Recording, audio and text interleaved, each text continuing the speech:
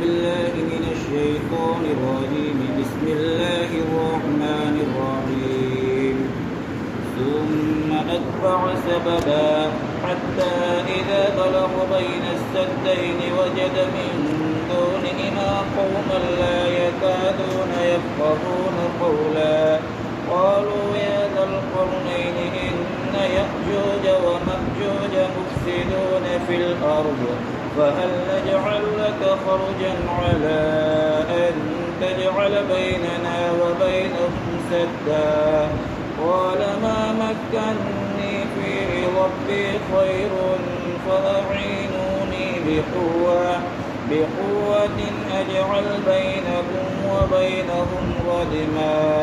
آتوني زبر الحديد حتى إذا ساوى بين الشرفين قال انفخوا حتى إذا جعله نارا قال آتوني أفرغ عليه قطرا. فما استطاعوا أن يظهروه وما استطاعوا له نقبا. قال هذا رحمة من ربي فإذا جاء وعد ربي جعله دكا وكان وعد ربي حقا. وتركنا بعضهم يومئذ يموج في بعض ونفخ في الصور فجمعناهم جمعا وعرضنا جهنم يومئذ للكافرين عرضا. الذين كانت أعينهم في غطاء عن ذكري وكانوا لا يستطيعون سمعا. پھر پیچھے پڑا وہ ایک سبق کے، یہاں تک کہ جب پہنچا وہ دو پہاڑوں کے درمیان تو پایا اس نے ان دونوں سے ورے ایک قوم کو جو نہیں قریب تھی کہ سمجھے کوئی بات. کہا انہوں نے اے ذو القرنین، بے شک یاجوج اور ماجوج فساد مچاتے ہیں اس علاقے میں، بس کیا مقرر کرے ہم آپ کے لیے کچھ محصول، اس شرط پر کہ بنا دے آپ ہمارے اور ان کے درمیان کوئی آڑ.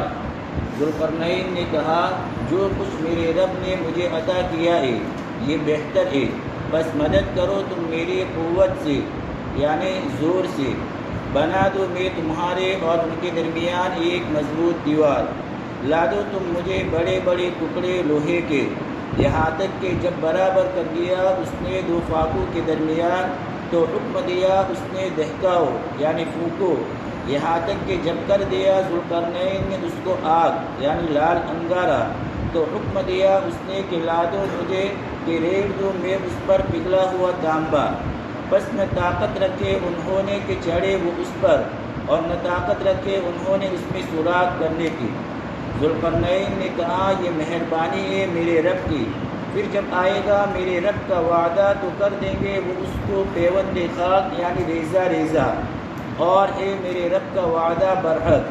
اور چھوڑ دیا ہم نے ان کے بعض کو اس دن ٹھاٹے مارتا ہوا بعض میں، اور پھونکا جائے گا سور میں، بس اکٹھا کریں گے جمع کریں گے ہم ان سب کو اور پیش کریں گے ہم دوزخ کو اس دن کافروں کے سامنے مکمل پیش کرنا.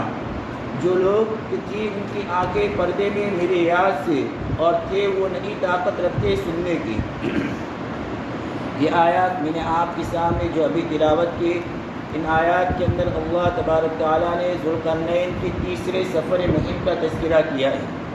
پہلے گزشتہ جمعرات کو دو مہموں کا تذکرہ ہو چکا، ایک مغرب کی انتہا کا اور ایک مشرق کی انتہا کا. مشرق و مغرب کے سفروں سے فارغ ہو کر ذو القرنین نے ایک اور سفر کیا. یہ سفر کس جانب تھا قرآن کریم میں اس کی کوئی وضاحت نہیں تھی، لیکن عام مورخین کا خیال ہے کہ یہ سفر شمال کی جانب تھا. پہلا سفر مغرب کی انتہا تک، دوسرا سفر مشرق کی انتہا تک، اور مورخین کے قول کے مطابق یہ تیسرا سفر جانب شمال میں تھا. اور ایک رائے یہ ہے کہ یہ سفر بھی جانب مشرق تھا. پھر انہوں نے سر و سامان کیا یعنی مکمل تیاری کر کے سفر کیا. یہاں تک کہ جب وہ دو پہاڑوں کے درمیان پہنچے تو ان کو ان دو پہاڑوں سے اس طرف ایک ایسی قوم ملے جو مشکل ہی سے کوئی بات سمجھتی تھی، یعنی اس قوم کے لیے ذوالقرنین اور اس کے لشکر کی زبان بالکل اجنبی تھی۔ وہ قریب نہیں تھے کہ ان لوگوں کی بات سمجھے، لیکن بہرحال بدقت یعنی بمشکل سمجھ گئے، جیسا کہ قرآن کریم میں سورہ بقرہ میں بنی اسرائیل کے بارے میں کہا گیا کہ جب اللہ تبارک تعالیٰ نے بنی اسرائیل کو گائے ذبح کرنے کا حکم دیا تو انہوں نے طرح طرح سے سوالات کر کے اپنے لیے مشکل کھڑی کر دی، پھر آخر میں انہوں نے گائے کو ذبح کیا تو قرآن کریم نے کہا وما كادوا يفعلون، یعنی وہ کرتے ہوئے معلوم نہ ہوتے تھے، یعنی قریب نہیں تھا کہ وہ گائے ذبح کرتے، لیکن انہوں نے بمشکل گائے کو ذبح کیا۔ بالکل اسی طرح یہاں پر بھی کہ ذوالقرنین کی زبان اور اس لشکر کی زبان اور پہاڑ کے بڑے جو قوم تھے ان کے لیے ذوالقرنین کی زبان کو سمجھنا اور ذوالقرنین کے لیے ان کی زبان کو سمجھنا بہت مشکل تھا۔ اسی طرح یہ قوم بھی معلوم نہیں ہوتا تھا کہ بات سمجھے گی، مگر کوشش سے سمجھ گئی۔ بعض مفسرین نے کہا کہ ترجمان کے واسطے سے بات سمجھی، بعض مفسرین نے کہا کہ اشاروں سے انہوں نے بات کو سمجھا، کسی بھی طریقے سے انہوں نے ذوالقرنین کی بات کو سمجھا۔ ان لوگوں نے عرض کیا اے ذوالقرنین، یاجوج اور ماجوج اس سرزمین میں آ کر فساد مچاتے ہیں، تو کیا ہم آپ کے لیے کچھ خرچ اس شرط پر مقرر کرتے کہ آپ ہمارے اور ان کے درمیان کوئی روک بنا دے، یعنی دیوار بنا دے، آڑ بنا دے، تاکہ یہ یعنی یاجوج ماجوج ہمارے علاقے میں گھس کر ہمیں پریشان نہ کریں۔ یاجوج ماجوج کے بارے میں تمام صحیح روایات، دھیان سے سننا، یاجوج ماجوج کے بارے میں تمام صحیح روایات، محدثین، مفسرین اور مؤرخین متفق ہے اس بات پر کہ یاجوج ماجوج حضرت نوح علیہ السلام کی صاحبزادے یافس کے اولاد ہیں۔ حضرت نوح علیہ السلام کے 3 صاحبزادے تھے، حام، سام اور یافس، تو یہ یاجوج ماجوج حضرت نوح علیہ السلام کی صاحبزادے یافس کے اولاد ہیں۔ وہ کوئی عجیب الخلقت مخلوق نہیں، بلکہ دنیا انسانی کی عام آبادی کی طرح وہ بھی انسان ہے، جیسے ہم انسان ہیں وہ بھی انسان ہے، کوئی عجیب الخلقت مخلوق نہیں۔ ان کے بارے میں جو بے سروپا باتیں مشہور ہو گئی ہے وہ قطعاً غلط ہے، قرآن و حدیث سے، اسلامی تعلیمات سے ان کا دور کا بھی واسطہ نہیں ہے۔ وہ ان پہاڑوں کی دوسری جانب آباد تھے اور ان کی بہت بڑی تعداد تھی۔ وہ کبھی کبھی موقع پا کر یلغار کرتے ہوئے مجاور قوموں میں گھس آتے تھے اور لوٹ مار کر کے واپس چلے جاتے تھے۔ تو جب ذوالقرنین وہاں پہ پہنچے تو ان لوگوں نے کہا کہ یاجوج ماجوج یہاں پہ آ کے فساد مچاتے ہیں، تو ہم آپ کے لیے کچھ مال جمع کریں اس شرط پر کہ آپ ہمارے اور ان کے درمیان ایک آڑ بنا دیں تاکہ وہ یاجوج ماجوج یہاں پہ نہ آ سکے۔ تو اس وقت ذوالقرنین نے کہا ما مکنی فی، ذوالقرنین نے جواب دیا جس چیز میں میرے پروردگار نے مجھے قدرت دی ہے، یعنی جو مال اور اسباب میرے اللہ نے مجھے عطا کیا ہے وہ بہتر ہے، یعنی مال اور خزانہ میرے پاس خدا کا دیا ہوا کافی ہے، مجھے تمہارے مالی مدد کی قطعاً ضرورت ہے، البتہ تم زور اور طاقت سے میری مدد کرو، یعنی ہاتھ اور پیر کی طاقت سے، جسمانی محنت سے میرا ہاتھ بٹاؤ، میں تمہارے اور ان کے درمیان خوب مضبوط دیوار بنا دوں گا تاکہ تم ان کی شر سے محفوظ ہو جاؤ، وہ تمہیں کوئی تکلیف اور نقصان نہ پہنچا سکے۔ اب پھر کہا آتونی زبر الحدید، تم مجھے لوہے کے بڑے بڑے ٹکڑے دو، یعنی لوہے کی بڑی بڑی پلیٹیں لاؤ، یعنی دیوار چننے میں میری مدد کرو، یہاں تک کہ جب اس نے دونوں فاقوں کے بیچ میں دیوار چن کر برابر کر دی، پہاڑ کے درمیان میں جو خالی جگہ تھی اس خالی جگہ کو لوہے کی پلیٹوں سے، لوہے کے ٹکڑوں سے برابر تہ بتہ رکھ کے پہاڑ کی چوٹی تک برابر جب کر دیا تو حکم دیا کہ دہکاؤ، یعنی اب اس کو دھوکو، آگ سلگاؤ، یہاں تک کہ ذوالقرنین نے اس کو لال انگارہ کر دیا، یعنی ایک دم لال کر دیا ان لوہے کے ٹکڑوں کو۔ جب ایک دم لال ہو گئی تو پھر اب حکم دیا کہ مجھے لا دو، میں اس پر پگھلا ہوا تانبا ڈال دوں، یعنی پہلے لوہے کے بڑے بڑے ٹکڑوں کے اوپر نیچے تہے جمائی، جب ان کی بلندی دونوں پہاڑوں کی چوٹی تک پہنچ گئی تو اب لوگوں کو حکم دیا کہ خوب آگ دھوکو، جب لوہا آگ کی طرح سرخ یعنی لال ہو کر تپنے لگا اس وقت پگھلا ہوا تانبا اوپر سے ڈالا جو لوہے کی درزوں میں یعنی بیچ میں جو خالی جگہ تھوڑی تھوڑی اس کے اندر بالکل گھس کر پیوست ہو کر جم جائے، اور وہ باہم مل کر مکمل مضبوط اور آہنی دیوار بن جائے۔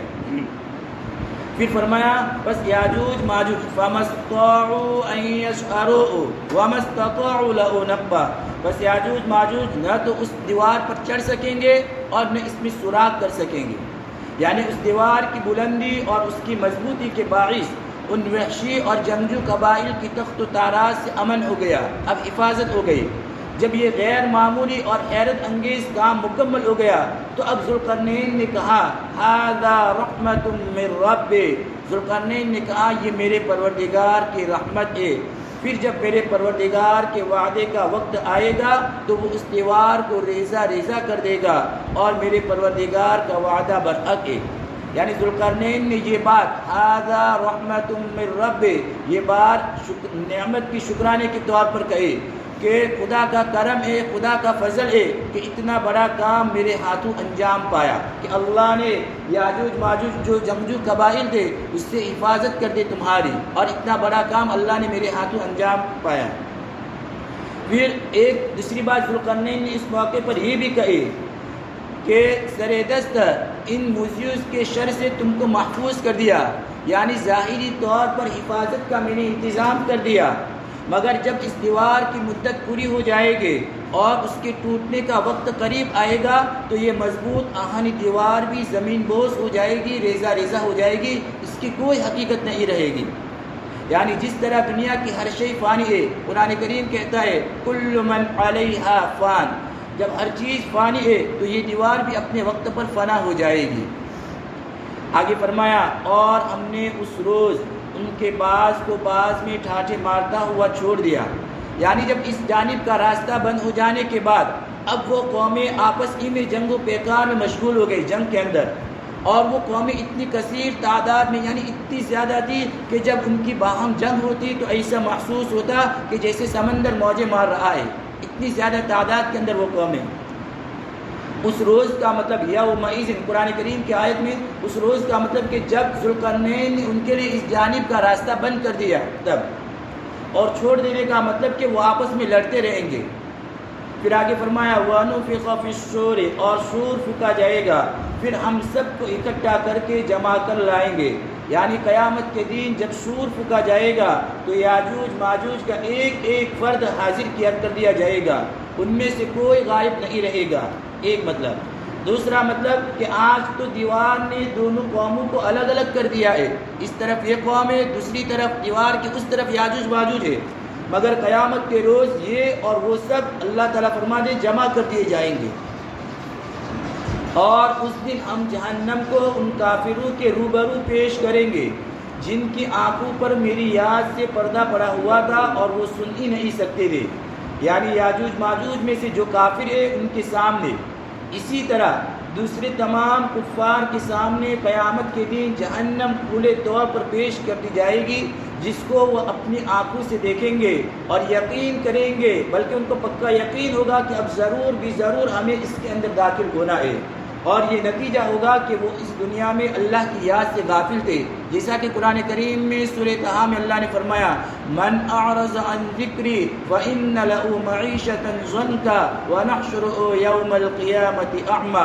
کہ جو میری یاد سے اعراض کرے گا یعنی روگردانی کرے گا تو اللہ فرماتے ہم اس کی زندگی کو تنگ کریں گے اور ہم کل قیامت کے دن اس کو اندھا اٹھا کر کے لائیں گے۔ قال رب لم حشرتنی اعمی وقد كنت بصیرا، تو وہ کہے گا اللہ آپ نے مجھے اندھا کیوں اٹھایا، میں تو دیکھتا بھالتا تھا۔ تو اللہ فرماتے جب دنیا کے اندر تیرے سامنے میری آیتیں میرے احکام تیرے سامنے آئے تو تو نے اس سے روگردانی کی، اعراض کیا، پیٹ پھیری، تو جیسے دنیا میں تو نے اللہ کے احکام کے ساتھ معاملہ کیا تو آج تیرے ساتھ بھی ایسا ہی معاملہ کیا جائے گا، اور یہ نتیجہ ہوگا اس کا کہ وہ دنیا میں اللہ کی یاد سے غافل تھے اور ان کے کان اللہ کی باتوں سے بہرے تھے، جیسا کہ قرآن کریم میں سورۃ 90 پارے کے اندر اللہ نے فرمایا کہ لَهُمْ قُلُوبٌ لَا يَفْقَهُونَ بِهَا، ان کے دل تو ہے لیکن وہ سمجھتے نہیں کہ اللہ نے دل کس لیے دیا ہے، وَلَهُمْ آذَانٌ لَا يَسْمَعُونَ بِهَا، ان کے کان تو ہے لیکن کان کا جو مقصد ہے، جس مقصد کے تحت اللہ نے یہ کان عطا کیے تھے اس سے وہ فائدہ حاصل نہیں ہو رہا ہے، اسی لیے فرمایا وَلَهُمْ آذَانٌ لَا يَسْمَعُونَ بِهَا، پھر آگے فرمایا أُولَئِكَ كَالْأَنْعَامِ بَلْ هُمْ أَضَلُّ، کہ یہ تو جانور ہے بلکہ جانور سے بھی گئے گزرے ہیں۔ یہ آیات جو میں نے آپ کے سامنے تلاوت کی اس کی مختصر تشریح اور توضیح آپ کے سامنے پیش کی. اب چند باتیں ان آیات کے تحت جو ہے وہ آپ کے سامنے پیش کر رہا ہوں. پہلی بات تو یہ کہ وہ پہاڑ کون سے تھے جن کے درمیان ذوالقرنین نے دیوار بنائی. آیت کریمہ کے اندر آیا حتی اذا بلغ بین السدین، جب دو پہاڑوں کے درمیان وہ پہنچ گئے اور اس پرے پہاڑ کے اس طرے انہوں نے ایک قوم کو پایا. تو وہ پہاڑ کون سے تھے کہ جن کے درمیان ذوالقرنین نے دیوار بنائی تھی؟ ایک بات. دوسری بات، وہ قوم کون سی تھی جن کی حفاظت کے لیے یہ سامان کیا گیا تھا؟ تیسری بات، ذوالقرنین کی دیوار اب تک باقی ہے یا ٹوٹ پھوٹ چکی ہے؟ تین باتیں میں نے آپ کے سامنے پیش کی. وہ پہاڑ کون سے تھے جن کے درمیان ذوالقرنین نے دیوار بنائی تھی؟ وہ قوم کون سی تھی جن کی حفاظت کے لیے ذوالقرنین نے یہ سامان کیا؟ اور ذوالقرنین کی دیوار اب باقی ہے یا ٹوٹ پھوٹ چکی ہے؟ یہ وہ سوالات ہیں جن کے جوابات قرآن کریم میں نہیں ہیں. اس لیے یقین سے کوئی بات نہیں کہی جا سکتی. البتہ مورخین کا بیان ہے کہ ایران سے جانب شمال بحر کاسپین یعنی بحر قزوین اور بحر اسود کے درمیان جو پہاڑی سلسلہ ہے جس کو جبال کاکیشیا، دوسرا نام ہے قفقاز، جبال عربی کا لفظ پہاڑ کے معنی میں آتا ہے، جس کو قفقاز کہتے ہیں. ان پہاڑوں میں ایک درہ ہے یعنی ایک گھاٹی ہے، ذوالقرنین نے وہاں پہ دیوار بنائی تھی. ان پہاڑوں کے مشرق میں بحر قزوین ہے اور مغرب میں بحر اسود ہے اور بیچ میں پہاڑی سلسلہ ہے اور گزرنے کا کوئی راستہ اس درے کے علاوہ نہیں تھا. تو ذوالقرنین نے اس کو دیوار بنا کر پوری طرح بند کر دیا. یہ ایک سوال کا جواب.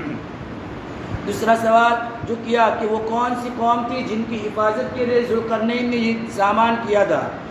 وہ ترک قبائل تھے جن کی حفاظت کے لیے یہ انتظام کیا گیا تھا. وہ ترک قبائل تھے جن کی حفاظت کے لیے ذوالقرنین نے یہ سامان کیا.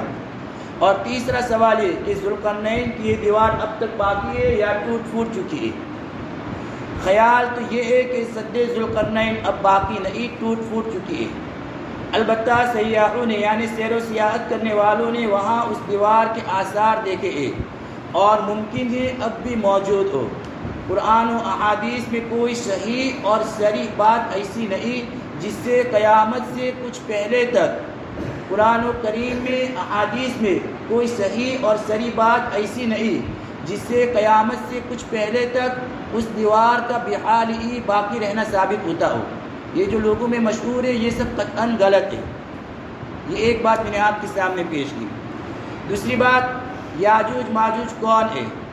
آیت کریمہ میں آیا ان یاجوج و ماجوج مفسدون، کہ یاجوج ماجوج فساد مچا دے. تو یاجوج ماجوج کون ہے؟ اکثر علماء کی رائے یہ ہے کہ وہ عام انسانوں کی طرح آدم علیہ السلام کی اولاد ہے اور حضرت نوح علیہ السلام کی ذریت میں سے، جیسا کہ ابھی میں نے آپ کے سامنے بیان کیا. چنانچہ علامہ ابن کثیر رحمۃ اللہ علیہ نے البدایہ والنہایہ میں لکھا ہے صحیح بات یہ ہے کہ وہ عام بنی آدم کی طرح ہے اور انہی کی شکل و صورت اور جسمانی اوصاف رکھتے ہیں جیسا کہ ہم انسان ہیں، اسی طرح یاجوج ماجوج بھی ہے. یہی بات حافظ ابن حجر عسقلانی رحمۃ اللہ علیہ نے فتح الباری میں بھی لکھی ہے کہ یاجوج ماجوج یافس بن نوح علیہ السلام کی اولاد میں سے دو قبیلے تھے.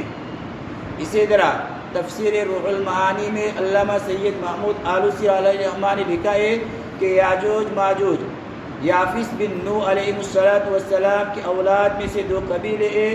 اور یہی رائے کہ یہ حضرت نوح علیہ السلام کی صاحبزادے یافس کی اولاد میں سے دو قبیلے، یہی رائے وہب بن منبع کی بھی ہے اور متأخرین میں سے اکثر علماء کی یہی رائے ہے. الغرض، یاجوج ماجوج کوئی عجوبہ روزگار مخلوق نہیں، نہ وہ برزخی مخلوق ہے. اور اس قسم کی جو روایات ان کے بارے میں ہے، یاجوج ماجوج کے بارے میں بہت ساری باتیں لوگوں میں مشہور ہے، ان کا اسلامی روایات سے کچھ تعلق نہیں، وہ سب اسرائیلیات ہیں. چنانچہ علامہ یاقوت حموی علیہ الرحمٰن نے معجم البلدان میں، علامہ ابن کثیر رحمۃ اللہ علیہ نے البدایہ والنہایہ میں، حافظ ابن حجر علیہ الرحمٰن نے فتح الباری میں، اسی طرح متاخرین میں ابھی قریبی زمانے میں مجاہد ملت مولانا حفظ الرحمان سیاروی علیہ الرحمہ کی قصص القرآن ہے، اس کے اندر ان ساری روایات کی تقلید کی ہے، یعنی ان کو غلط قرار دیا ہے۔ اور سمجھنے کے لیے، انسان کی سمجھنے کے لیے بس اتنی بات کافی ہے اور واضح ہے کہ جب یاجوج ماجوج بنی آدم اور حضرت نوح علیہ السلام کے صاحبزادے یافس کی اولاد میں، تو پھر دوسری ذریت سے اتنے مختلف وہ کیسے ہو سکتے ہیں؟ جیسا کہ وہ روایات جو لوگوں کے اندر مشہور ہے یاجوج ماجوج کے بارے میں، مثال کے طور پر کہ یاجوج ماجوج 1 بالشت یا 1.5 بالشت یا زیادہ سے زیادہ 1 ہاتھ کا قد رکھتے ہیں، یہ لوگوں میں مشہور ہے۔ اور بعض غیر معمولی طویل القامت ہے، یعنی لمبے تڑنگے، بعض تو ایسے ہے، ایک بات۔ اسی طرح لوگوں میں یہ بھی مشہور ہے کہ ان کے کان اتنے بڑے ہیں کہ ایک کو اوڑھتے ہیں دوسرے کو بچھاتے ہیں۔ اسی طرح لوگوں میں یہ بھی مشہور ہے کہ ان کی غذا کے لیے اللہ تبارک تعالیٰ سال بھر میں 2 مرتبہ سمندر سے ایسی مچھلیاں پھینک دیتا ہے جن کے سر اور دوم کا فاصلہ اس قدر لمبا ہوتا ہے کہ 10 رات دن اگر کوئی شخص اس پر چلتا رہے تب اس کے فاصلے کو طے کرتا ہے۔ اسی طرح لوگوں میں یہ بھی مشہور ہے کہ یہ ایک برزخی مخلوق ہے، یعنی اس دنیا کی مخلوق نہیں، یاجوج ماجوج برزخی مخلوق ہے جو آدم علیہ السلام کے نطفے سے تو ہے لیکن حضرت حوا کی پیٹ سے نہیں ہے، کیونکہ وہ آدم علیہ السلام کے ایسے نطفے سے پیدا ہوئے تھے جو احتلام کی حالت میں نکلا تھا اور مٹی میں رل مل گیا تھا۔ الغرض یہ ساری باتیں قطعاً بے دلیل ہے اور اٹکل کے تیر ہے، اسلامی روایات سے ان کا دور کا بھی واسطہ نہیں ہے۔ 2 باتیں۔ تیسری بات، دنیا کی موجودہ اقوام میں سے یاجوج ماجوج کون ہے؟ دنیا کی موجودہ اقوام میں سے یاجوج ماجوج کون ہے؟ تو اس کا جواب بھی یقین کے ساتھ نہیں دیا جا سکتا، کیونکہ یاجوج ماجوج بہت پرانا نام ہے اور زمانے کے گزرنے کے ساتھ ساتھ نام بدل جاتے ہیں۔ آج دنیا میں کوئی بھی قوم اس نام کے ساتھ موسوم نہیں، پکاری نہیں جاتی، اس لیے اس کی تعین بہت ہی دشوار اور مشکل ہے۔ لیکن علماء کرام کی ایک رائے یہ ہے کہ یاجوج ماجوج منگولیا یعنی تاتار کے ان وحشی قبائل کو کہا جاتا ہے۔ یاجوج ماجوج تاتاری قوم جو وحشی قبائل تھے، ان قبائل کو کہا جاتا ہے جو یورپ، امریکہ اور روس کی اقوام کے منبع اور منشا ہے، اور ان کے 2 بڑے قبیلے تھے، موگ اور یوجی کہلاتے تھے، جو بعد میں جا کے یاجوج ماجوج بن گئے عربی زبان میں۔ خلاصہ کہ موجودہ اقوام میں کون یاجوج ماجوج ہے تعین کے ساتھ، یقین کے ساتھ نہیں کہا جا سکتا۔ چوتھی بات کہ یاجوج ماجوج کے بارے میں اس قدر بے سروپا روایتیں اور اتنی باتیں جن کا اسلامی روایات سے کوئی تعلق نہیں، یہ باتیں کیسے مشہور ہو گئی یاجوج ماجوج کے بارے میں؟ تو اس کی اصل وجہ یہ ہے کہ یاجوج ماجوج کا تذکرہ یہودیوں کی کتابوں کے اندر بھی ہے۔ اس وجہ سے یہودیوں نے اپنی عادت کے مطابق، اپنی فطرت کے مطابق یاجوج ماجوج کے بارے میں ایسی کہانیاں گھڑ لی، اور کعب احبار رحمۃ اللہ علیہ جو یہود کے بہت بڑے عالم تھے، یہودی نسل تھے اور ان کے قصوں کے بڑے عالم تھے، وہ سب کہانیاں مسلمانوں میں پھیل گئی۔ چنانچہ قصص القرآن میں حضرت مولانا حفظ الرحمان صاحب نے لکھا ہے کہ وہ اسلام لانے کے بعد، یعنی حضرت کعب احبار رحمۃ اللہ علیہ اسلام لانے کے بعد یا تو بطور تفریح کے ان قصوں کو سنایا کرتے تھے، یا اس لیے کہ ان قصوں کو سناتے تھے کہ جو بیکار کی باتیں رہے گی وہ دور کر دی جائے گی، رد کر دی جائے گی، یعنی کہ جن کا اسلامی روایات سے، قرآن حدیث سے کوئی تعلق نہیں ہوگا اس کو رد کر دیا جائے گا، اس کو الگ کر دیا جائے گا، اور جن قصوں سے قرآن و احادیث نبویہ کی تائید ہوتی ہوگی ان کو ایک تاریخی حیثیت مل جائے گی۔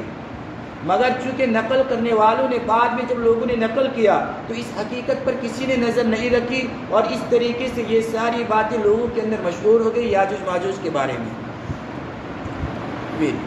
پانچویں بات کہ یاجوج ماجوج کا خروج اور عروج بھی دجال کے ظہور کی طرح علامات قیامت میں سے، یاجوج ماجوج کا خروج اور عروج یعنی ان کی فتح دجال کے ظہور کی طرح، جس طرح علامات قیامت میں سے ایک علامت دجال کا خروج ہے، اس ظہور ہے، اسی طرح یاجوج ماجوج کا خروج اور عروج یہ بھی علامات قیامت میں سے ہے۔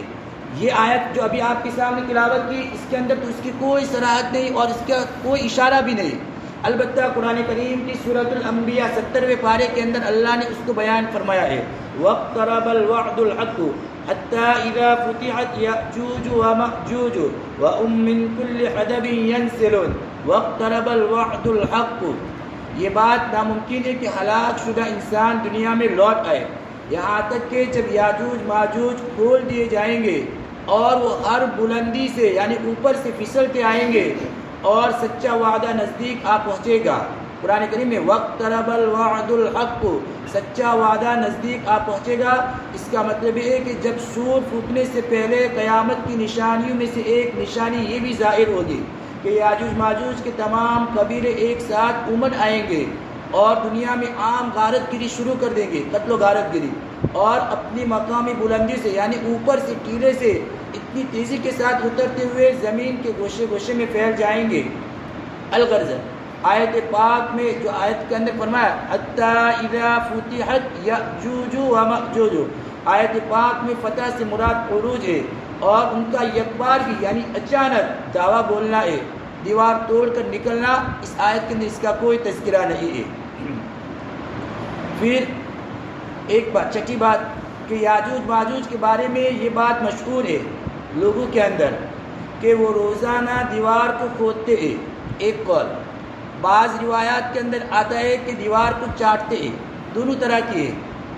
جب شام کو اتنی پتلی رہ جاتی ہے کہ سورج کی کرنیں نظر آنے لگتی ہے یا سورج کی کرنیں نظر آنے کے قریب قریب ہو جاتی ہے تو ان کا سردار اب کہتا ہے کہ اب کام ختم کرو, اب یہ اس قابل ہو گئی ہے کہ کل تم اس کو کھود ڈالو گے یعنی اس کو توڑ دو گے. مگر جب دوسرے دن آتے ہیں کام پر واپس آتے تو دیوار کو پہلے سے بھی زیادہ مضبوط اور مستحکم پاتے ہیں. پھر وہ کھودنا اور چاٹنا شروع کر دیتے ہیں. یہ سلسلہ اسی طرح چلتا رہے گا تاکہ مقررہ وقت آ جائے اور اللہ کو منظور ہو کہ وہ انسانی دنیا پر چھا جائے تو ان کا سردار اب کہتا ہے کہ واپس چلو, کل انشاءاللہ اس کو کھود ڈالیں گے. انشاءاللہ کے ساتھ وہ کہتے ہیں. چنانچہ دوسرے دن جب آتے تو وہ دیوار کو ویسے ہی پاتے یعنی اب تھوڑا سا باقی رہ جاتا ہے اور وہ اس کو کھود ڈالتے یا وہ چاٹ ڈالتے جس کی وجہ سے اب سوراخ ہو جاتا ہے اور وہ لوگوں پر نکل پڑیں گے. یہ ساری روایتیں لوگوں کے اندر مشہور ہیں, لیکن میں نے پہلے آپ کے سامنے کہہ دیا کہ ان روایات کے اسلامک تعلیمات سے قرآن حدیث سے کوئی تعلق نہیں ہے. یہ چند باتیں میں نے آپ کے سامنے یاجوج ماجوج کے تعلق سے پیش کی. اب یاجوج ماجوج کے بارے میں صحیح باتیں کیا ہے, قرآن حدیث کے اندر جو صحیح باتیں ہیں وہ انشاءاللہ آئندہ میں آپ کے سامنے اس کو پیش کروں گا. اللہ تبارک تعالیٰ قرآن احکام کے مطابق زندگی گزارنے کی توفیق عطا فرمائے, شریعت و سنت کے مطابق زندگی گزارنے کی توفیق عطا فرمائے, بدعات اور رسومات سے اللہ ہماری حفاظت فرمائے. درود شریف پڑھیں. سبحانك اللهم وبحمدك وتبارك اسمك وتعالى جدك ولا إله غيرك لا إله إلا أنت سبحانك إنا كنا ظالمين. ألف لام ميم الله لا إله إلا هو الحي القيوم وعنت الوجوه للحي القيوم يا أحد الصمد الذي لم يلد ولم يولد ولم يكن له كفوا أحد. اللهم صل على سيدنا مولانا محمد وعلى آل سيدنا مولانا محمد وبارك وسلم. اللهم صل على محمد بعدد من صلى وصام وبعدد من قعد وقام. يا رب صل وسلم دائما أبدا على حبيبك خير الخلق كلهم. ربنا ظلمنا أنفسنا وإن لم تغفر لنا وترحمنا لنكونن من الخاسرين. ربنا فاغفر لنا ذنوبنا وكفر عنا سيئاتنا وتوفنا مع الأبرار. ربنا فاغفر لنا ذنوبنا وإسرافنا في أمرنا وثبت أقدامنا وانصرنا على القوم الكافرين. اللهم اغفر لنا ذنوبنا كلها. اللهم اغفر لنا ذنوبنا كلها دقها وجلها سرها وعلانيتها صائرها وباطنها صغيرها وكبيرها قديمها وحديثها أولها وآخرها. اللهم إنا نتوب إليك من المعاصي كلها لا نرجع إليها أبدا. اللهم إنا نتوب إليك من المعاصي كلها لا نرجع إليها أبدا. إليك رب فحببنا وفي أنفسنا لك رب فذللنا وفي أعين الناس فعزمنا ومن سيء الأخلاق فجنبنا. اللهم إنا نسألك العفو والعافية والمعافاة الدائمة في الدين والدنيا والآخرة. والفوز بالجنة والنجاة من النار. اللهم إنا نسألك علما نافعا ورزقا حلالا واسعا وعملا صالحا متقبلا وشفاء من كل داء اللهم افتح لنا أبواب رحمتك وسهل لنا أبواب رزقك. اللهم إنا نسألك من فضلك. اللهم إنا نسألك الهدى والتقى والعفاف والغنى. اللهم إنا نسألك إيمانا كاملا ويقينا صادقا ولسانا ذاكرا وقلبا خاشعا وتوبة نصوحا وتوبة قبل الموت وراحة عند الموت والفوز بالجنة والنجاة من النار. اللهم ثبتنا على الإيمان وأمتنا على الإيمان واحشرنا يوم القيامة مع أهل الإيمان. اللهم نور قلوبنا بتلاوة القرآن وزين أخلاقنا بتلاوة القرآن ونجنا من النار بالقرآن وأدخلنا الجنة مع الأبرار بالقرآن. يا عزيز يا غفار يا حنان يا منان يا ذا الجلال والإكرام. يا الله يا رحمن يا رحيم. اللهم اجعل القرآن لنا في الدنيا قرينا وفي القبر مونسا وعلى الصراط نورا وفي الجنة رفيقا ومن النار سترا وحجابا. اللهم وفقنا لما تحب وترضى واجعل آخرتنا خيرا من الأولى. اللهم انشر الإسلام والمسلمين. اللهم انشر الإسلام والمسلمين. اللهم أعز الإسلام والمسلمين. اللهم أعز الإسلام والمسلمين واخذل اليهود والنصارى والمجوس والمشركين وأهلك اليهود والنصارى والمجوس والمشركين. اللهم آت نفوسنا تقواها وزكها أنت خير من زكاها أنت وليها ومولاها. اللهم اهدنا واهد بنا واجعلنا سببا لمن اهتدى. اللهم اهدنا الصراط المستقيم صراط الذين أنعمت عليهم من النبيين والصديقين والشهداء والصالحين وحسن أولئك رفيقا. اللهم إنا نعوذ بك من الفتن ما ظهر منها وما بطن. اللهم إنا نعوذ بك من فتنة المحيا والممات ونعوذ بك من فتنة المسيح الدجال. اللهم إنا نعوذ بك من البرص والجنون والجذام ومن سيء الأسقام. اللهم إنا نعوذ بك من المأثم والمغرم. اللهم إنا نعوذ بك من الغفلة والحيلة والذلة والمسكنة. اللهم بارك لنا في الموت وفيما بعد الموت. اللهم بارك لنا في الموت وفيما بعد الموت. اللهم انفعنا بالقرآن العظيم وارفعنا بالآيات والذكر الحكيم. اللهم إنا نسألك من خير ما سألك نبيك وحبيبك محمد صلى الله عليه وسلم ونعوذ بك من شر ما استعاذ من نبيك وحبيبك محمد صلى الله عليه وسلم وأنت المستعان وعليك البلاغ. لا حول ولا قوة إلا بالله العلي العظيم. سبحان ربك رب العزة عما يصفون وسلام على المرسلين والحمد لله رب العالمين.